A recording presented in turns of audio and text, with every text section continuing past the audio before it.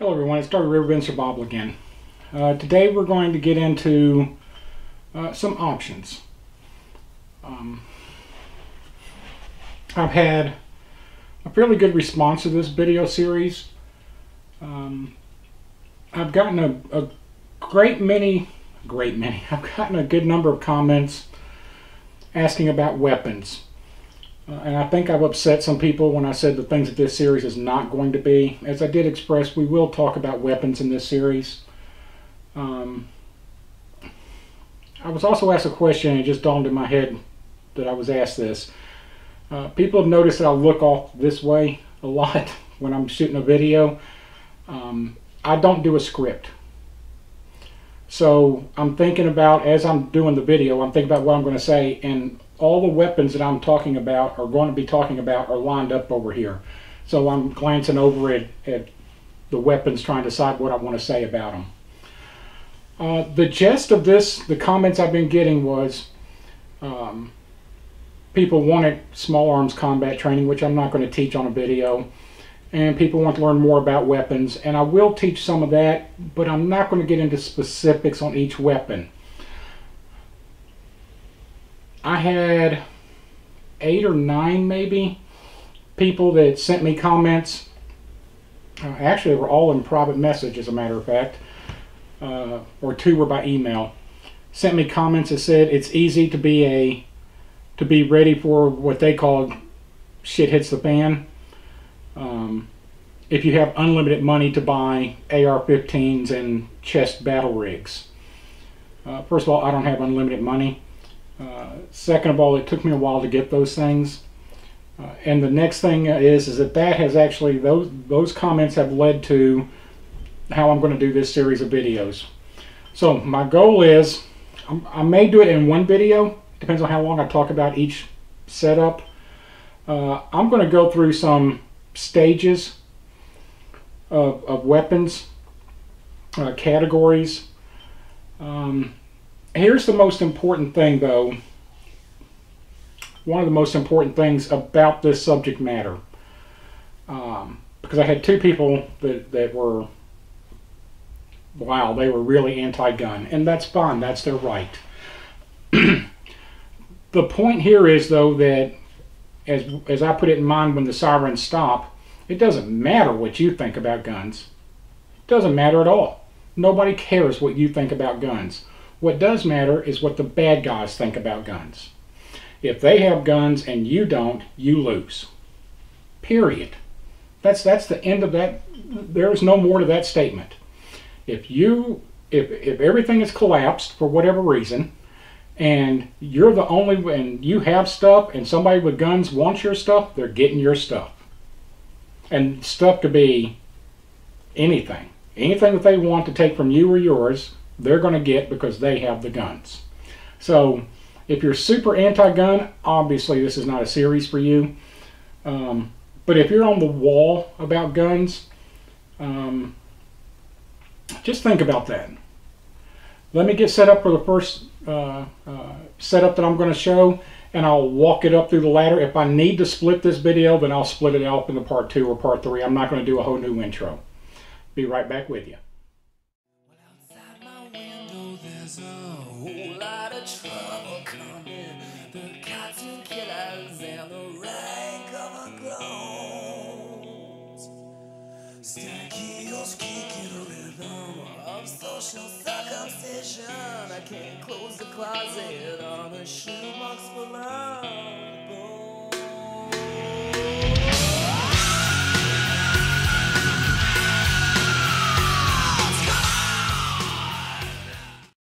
It's probably not going to show up in the video. I hope it doesn't show up in the video. The reason I'm doing this video today is because my back is bothering me. So I'm moving slow. So if you see me move funny or something, it's because my back is bothering me today. Okay. Let's get down to the very basics of weapons, of guns. Some of the stuff I'm going to say is going to upset some people. Some people are going to have a flat out conniption. And I'm ready for that. That's fine. Everything that I'm going to say, I will back up with. I'm not even going to say I'm going to back it up. You can go look it up yourself. And what I'm going to be going over today are obviously weapons that I have and systems that I have. And I'll tell you why I have them. Some of mine are the best, in my opinion. Some are not, in my opinion. But they're what we have. They're a cross section of what my family has and what people on the land have. These are all actually happen to be mine. They're in my house. But some of these things you're going to see comments fire up going, "Oh, dude, you're full of crap." No, I'm not. Remember my background. Anything that you have a question on, I'm not going to do a separate video to answer it, and I'm going to start off with the very first one. A 22 long rifle is lethal. The 22 long rifle shell is lethal.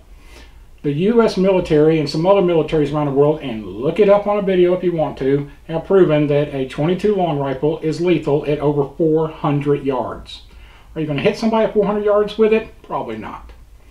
But anything closer, which is where you're going to be using the 22, if that's what you have, it is a lethal round.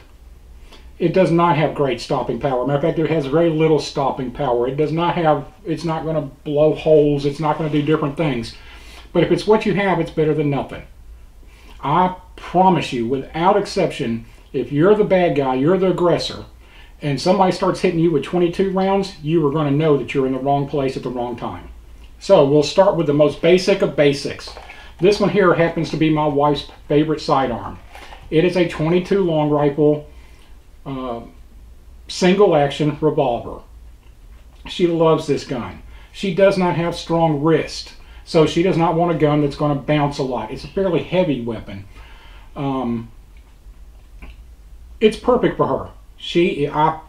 If you're within 40, 50 yards of her, 40 yards of her, and you're intending to do harm to her or her kids, and she has this, you're going to think twice about it. She will wear out a Coke can thrown out in the grass at 25, 30 yards away. She'll wear it out with this.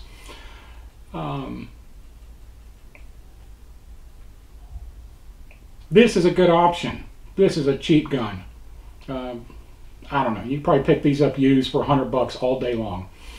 It's a single action. Now, is it better than no gun? By a long shot.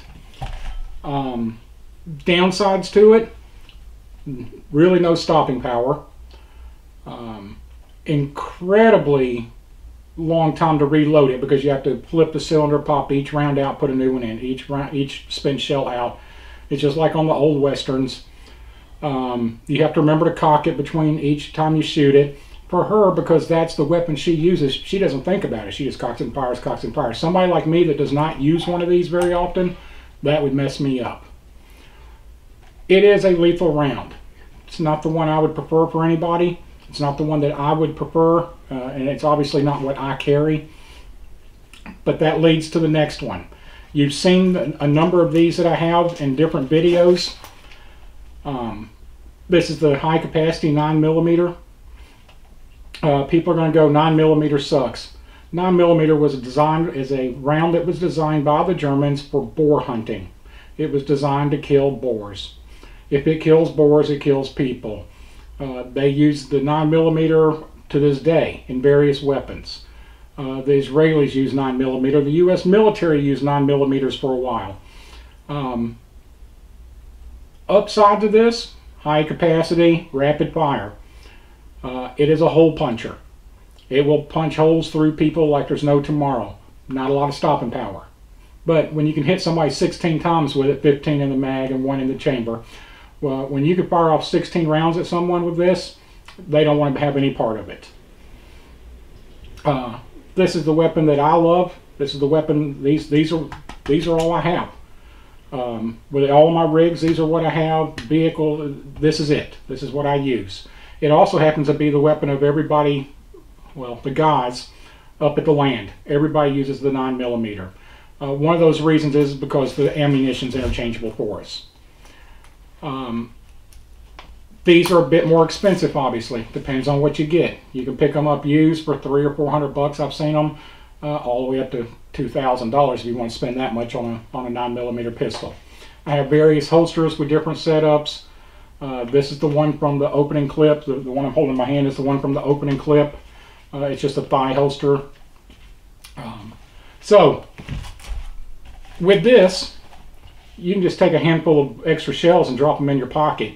You can do like my wife does and carry them in a haversack. It's got an outside pouch. You can just reach in there and grab new shells. There's no quick reloading with this. This one, obviously, you need extra magazines. I don't know how many dozens of magazines that I have. They're spread out everywhere. The point being, with both of these, with the sidearm issue, you're talking from $100, I guess, maybe, up to $300 or $400 for a new one. Some are $600 or whatever. It just depends on brands. But you're not talking a ton of money here for an entry-level option or a backup weapon. It does not need to be a $1,000 AR-15 or $1,500 AR-15 and all the other things. This, obviously, the one that's on the table here is my sidearm for my Minuteman setup. Let me get the next setup and I'll show you what's going on there. Okay, before we step away from the small caliber rounds, yeah, I'm checking. Let me make sure, before we step away from the small caliber rounds, I'm going to show you my daughter Claire. You've seen her on some of my videos. If you watch my videos, she's my youngest. I'm going to show you her primary weapon. Her primary weapon is the Ruger 1022. She has the banana clips. She also has a series of these, the standard ones that come with it, the 10-round clips. Once again, lethal at 400 yards, over 400 yards, confirmed. She shoots well. She shoots real well, especially with a scope. 150 yards out, 125 yards out, she's going to hit a 5-gallon bucket 100% of the time. She's very good with this. It's the weapon she was raised with. That's why she uses it. Now, one thing I did not cover on the previous section, 22 rounds are small. They're small and light. This is a 22 round right here, 22 long rifle right here. They're tiny, they're super light. My wife drops 50 of them at a time down inside of her haversack. That's nothing. It's hardly any weight or anything like that. Hers, of course, are laying in there loose because she has to do them individually. Claire, I think, has 4 of these 25 round banana clips, and then probably, I don't know, 5 or 10 of these. When she goes out to shoot, she just sticks some banana clips in her back pocket and she goes. But she has the super nice haversack. If the situation ever arose, she can just take these and just drop them down inside of her haversack. No special carrier needed for it. The pistol that I was showing you, my 9mm, of course, when it's loaded up and ready to go, it's got 16 rounds in it. And then just add 2 more mags, there's another 30. So you got 46 rounds, taking up a very small space, very little weight. The 22, even less weight.